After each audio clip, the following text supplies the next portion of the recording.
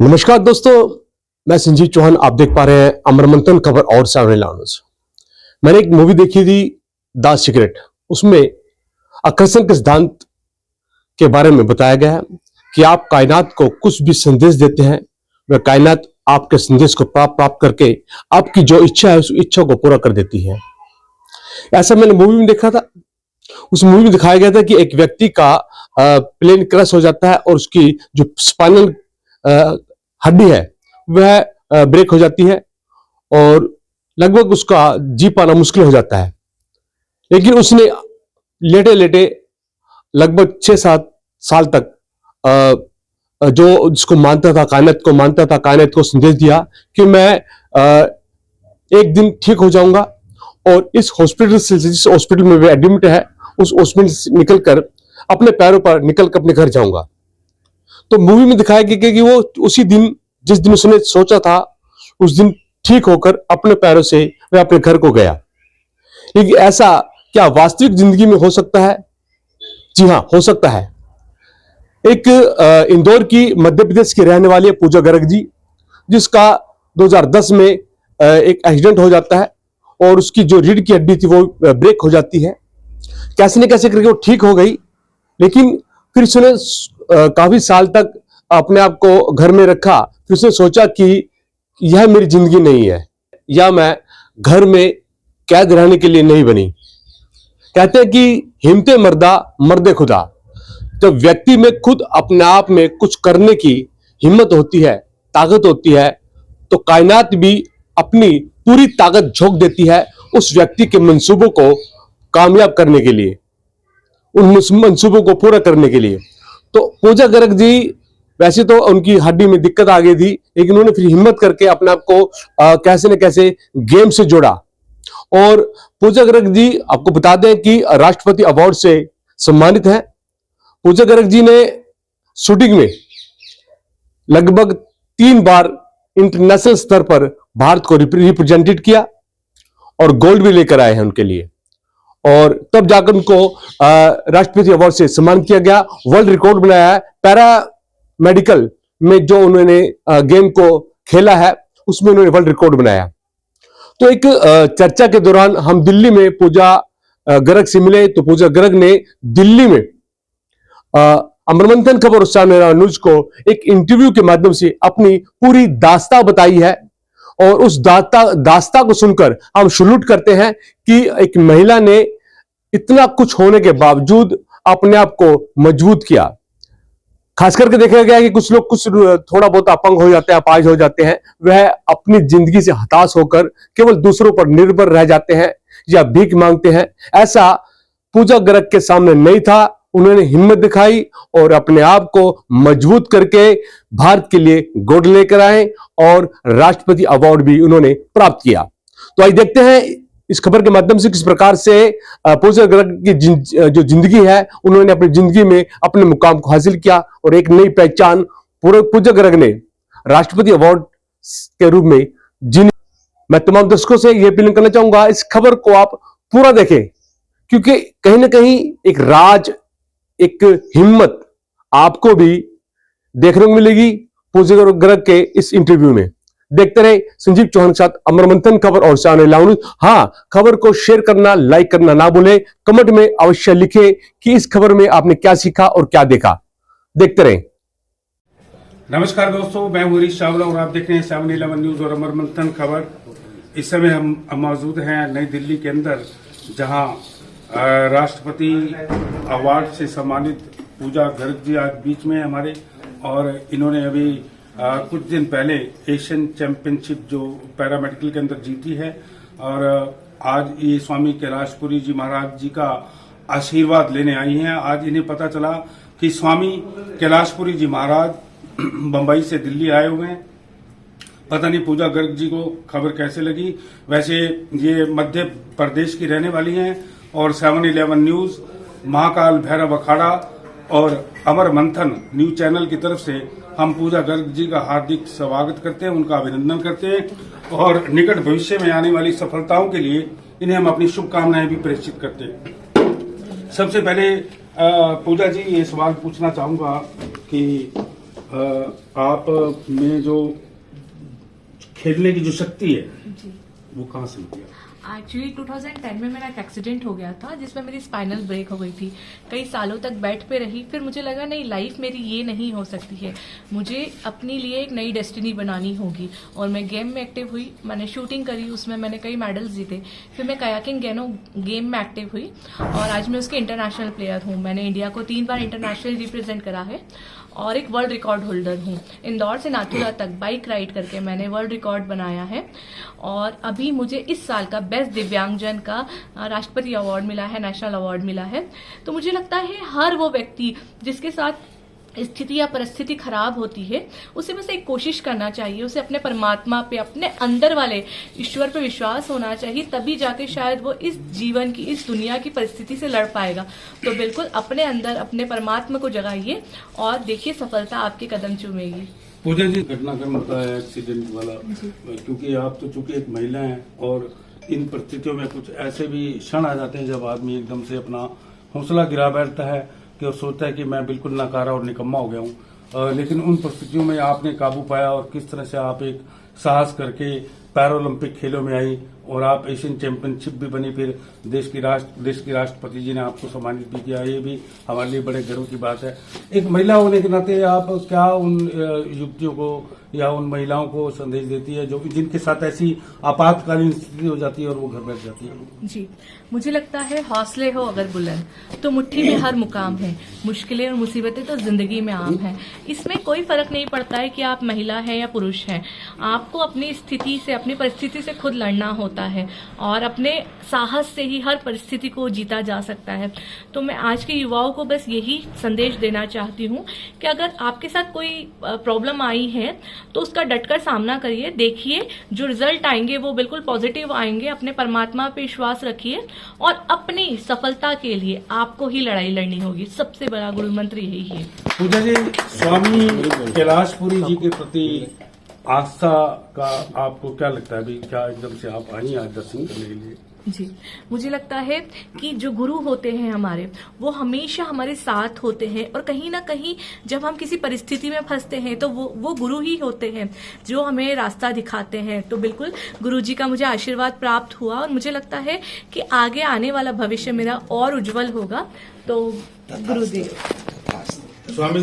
स्वामी कैलाशपुरी जी एक प्रकृति के संरक्षण के लिए पूरे विश्व के सरकारों और वैज्ञानिकों से एक तरह से आप कह सकते हैं कि छद्म युद्ध लड़ रहे हैं और उन्हें इस बात की कई बार चेतावनी भी दे चुके हैं कि हमारी धरती है, पर्यावरण है, वो भगवान शिव शंकर का रूप है और भगवान शिव शंकर के जैसे मस्तक से हमारे ही वैज्ञानिक चंद्रमा से वो मिट्टी उखाड़ कर ले आए और कचरा आज अंतरिक्ष में कितना ही आप भी जानते हो।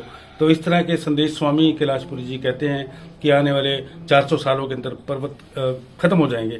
क्या विश्व की सरकारों को, देश के वैज्ञानिकों को, विदेशी वैज्ञानिकों को इस बात के संदर्भ में कुछ संज्ञान लेना चाहिए? क्वेश्चन बेटी आपसे, जो आज पूरे विश्व के पर्वत हैं जितने तेजी से कट रहे हैं, उससे रोड बनाए जा रहे हैं, सीमेंट बनाकर रोड बनाए जा रहे हैं और उससे बिल्डिंगें बनाई जा रहे हैं और गगनचुंबी का नाम दिया जा रहा है। पूरे विश्व में आज ये एक चलन सा हो गया है। तो हमारे पर्वत का जो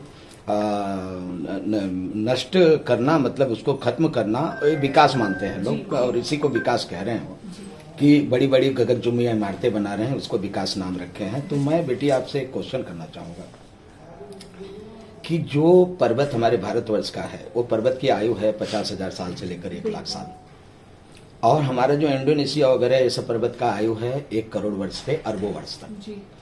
तो हम ये कहना चाहते हैं वैज्ञानिकों को, आपके द्वारा संदेश भी दे रहे हैं कि हम उनसे कोई बैर नहीं करना चाहते हैं, हम उनसे कोई मतलब उनको ये नहीं करना चाहते हैं कि आप कुछ 400 वर्ष में पूरे पर्वत खत्म हो जाएंगे, क्योंकि ये धरोहर है प्रकृति की, ये खत्म हो जाएंगे।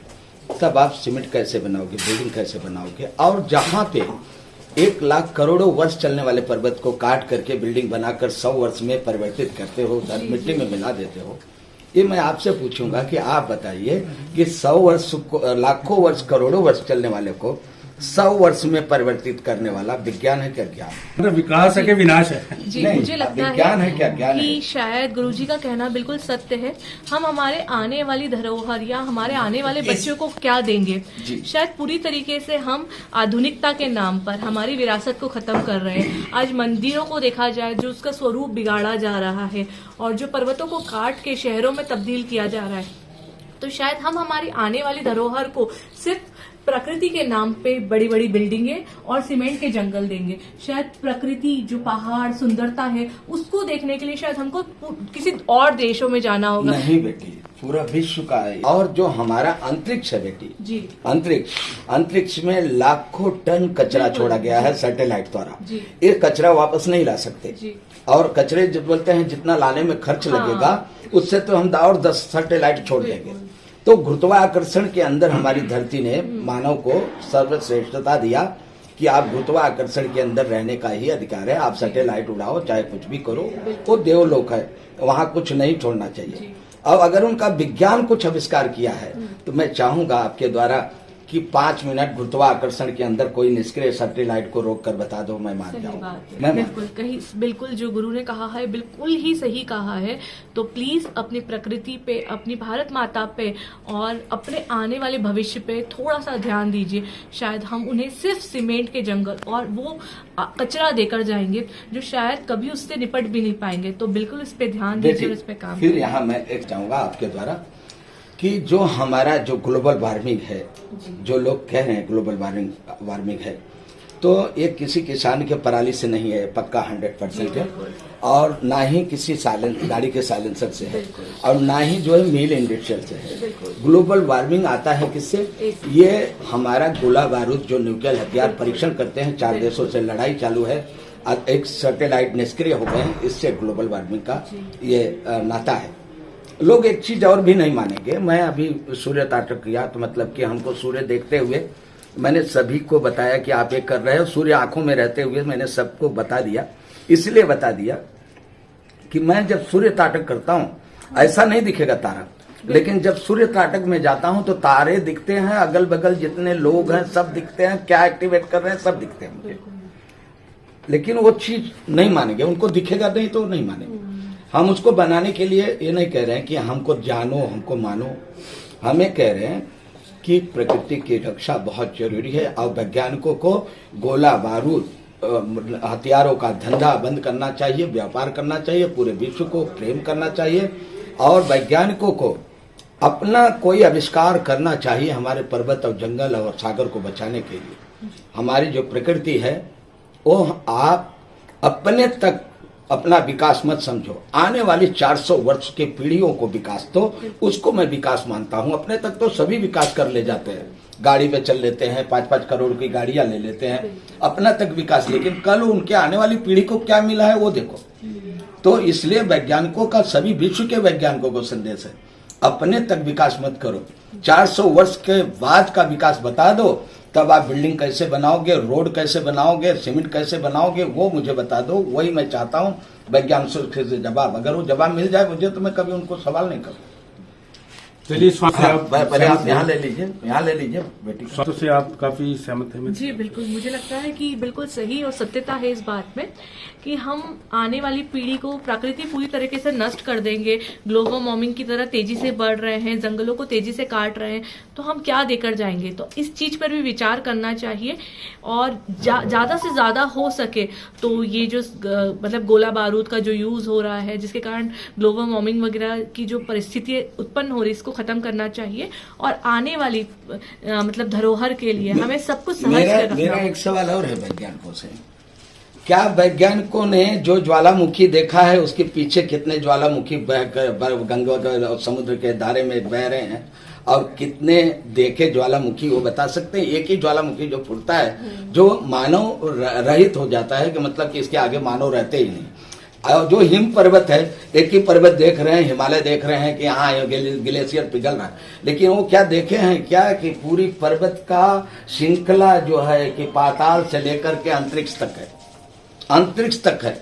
वो प्रलय काल में सारे जो है ज्वालामुखी और ये पर्वत जब उसके गर्मी से पिघलता है तो पूरा जल जल हो जाता है। वही कारण है कि पूरा जल बढ़ करके पृथ्वी को अपने आगोश में ले लेता है। और वो पर्वत विनाश के लिए जब जब धरती का विनाश होता है, इसीलिए वो श्रृंखला पर्वत जो पाताल से आपका समुद्र की गहराई तले एक झील की तरह, ये जो है हमारे प्रकृति का एक झील है। ये झील है क्योंकि जहां मीठा पानी पाया जाता है, जो हिम पर्वत है, हिम पर्वत से हिम गंगा है नीचे, जो अविरल गंगा बहुत बड़ी गंगा है जिसको आप पीते हैं, जिससे आप जीते हैं। और ये समुद्र सागर उसके तल में एक ऐसा बहुत बड़ा मतलब कि ये है एक पार्टीशन है। वैज्ञानिकों का कहना है, फिर मैं आज एक लड़ाई नहीं बोल रहा हूं, वैज्ञानिकों का कहना है पृथ्वी फुटबॉल की तरह है और हमारे दृष्टिकोण में पृथ्वी त्रिभुज रूप है और उसको चलाने वाला ज्वालामुखी और हिम पर्वत का जल है, जो हम देखते हैं कि और वैज्ञानिक क्या करते हैं, 4 महीने आपका बारिश आता है। जब आपका ज्वालामुखी की तरफ जब पृथ्वी का रुख होता है, सूर्य तो वही है, तो 4 महीने कहां से इतनी गर्मी आ जाती है, इसको आप सोचो। जब हमारे पृथ्वी का घूमना जब ज्वालामुखी की तरफ होता है, जहां विशाल ज्वालामुखी है, तो वहां विशेष गर्मी और लौ निकलने लगता है, सब लोग त्रासित हो जाते हैं। और जब वो वहां से घूम करके हमारे हिम पर्वत की तरफ आता है, तो बहुत ठंडी, इस समय हिम पर्वत की तरफ चल रहा है, जो पृथ्वी का यह है त्रिभुजाकार। और फिर जब दोनों का मिश्रण होता है, तो ये त्रिभुज रूप में तीसरा 4 महीने बारिश करता है। तो त्रिभुज आकार है। ये लोग जहां तक पृथ्वी का भ्रमण किए, वहां तक ही उसको गोल मान लिया और गोल बना दिए। और वैज्ञानिक, मैं जानता हूं कि सारे विश्व के वैज्ञानिक आपको एक नए नाम दे देंगे, वही सही है, आप जो सत्य देखोगे वो सही नहीं है। मैं वैज्ञानिकों से निवेदन करता हूं कि अपने युगों को छोड़ करके हमारे प्रकृति को बचाने का प्रयास करो। आप लोगों को बहुत कुछ झेलना होगा। आप रेस्क्यू ऑपरेशन में हमेशा फेल रहेंगे, यहां से उठाऊं कि वहां से उठाऊं कि वहां से उठाऊं। प्रकृति क्रोधित हो चुकी है, बचो उसके क्रोध से। गोला बारूद खत्म करो गोला बारूद का परीक्षण मत करो, सागर में मत करो, अंतरिक्ष में मत करो, धरती में मत करो। प्रेम करो, व्यापार करो। आप युगों छोड़ करके दुनिया को, इस पृथ्वी को बचाने का काम करो। आप अपने अपने राष्ट्रपतियों से, अपने अपने प्रधानमंत्रियों से सच बात बोलो। गोला बारूद की लड़ाई और ये व्यापार छोड़ दें, नहीं तो धरती बहुत त्रासित करने वाली है। भूकंप से, ज्वालामुखी से, जलजला से, वायुमंडल से, चक्रवात से, तूफान से, आंधी से, सभी से त्रास्त होने वाले हो और उसका संभालना नहीं संभाल पाओगे। ये मेरा संदेश आप लोग अपने दिमाग में लगा करके, एक बार आपका हर जगह यंत्रणा फेल होगा। जब जब आप प्रकृति को चुनौती दोगे, आप पहली बार चुनौती दिए थे, दूसरी बार पूरे लोग, पूरे वैज्ञानिक खुश हो गए थे, इसरो जितने थे खुश हो गए थे। 2 सेकंड में आपका खुशी गम में बदल गया। वो चंद्रयान गुम हो गया, मोदी जी भी वहीं खड़े थे, याद करो वो पल को। और मैं देख रहा था, मैं बोला अब तुम लोग भगवान खुद बन गए हो, जाने वाले हो। और कुछ लोग हमारे पास बैठे थे, यही हुआ 2 मिनट के बाद, यही ठीक हुआ। और तीसरा चंद्रयान 14 जुलाई 2023, यही पत्रकार बैठा है जो मैंने से क्वेश्चन किया। मैं बोला ये सफल दक्षिण दिशा में लैंड करने जा रहा है, उनका आज भी लाइव पड़ा है। यही पत्रकार हरीश चावला जी। जय श्री राम। आखिरी सवाल सिर्फ आपसे, निकट भविष्य में आप पैरा ओलंपिक में क्या देखते हैं देश के लिए? जी बिल्कुल, जिस तरह से हमारे प्रधानमंत्री सर का विजन है, हमारे सीएम सर मोहन यादव जी का विजन है, मुझे लगता है कि पैरा को लेकर काफी अच्छा मतलब साथ दिया जा रहा है। और डेफिनेटली इस बार जो मेडल का आंकड़ा था उसको हम कहीं ना कहीं और क्रॉस करेंगे और भारत का नाम विश्व पटल पर रोशन करेंगे। चलो बहुत बहुत धन्यवाद आपका, ऐसा भी होगा, बातचीत करने के लिए बहुत बहुत धन्यवाद और बहुत बहुत शुभकामनाएं। और मैं आपको, आप उस नगरी से हो तो आप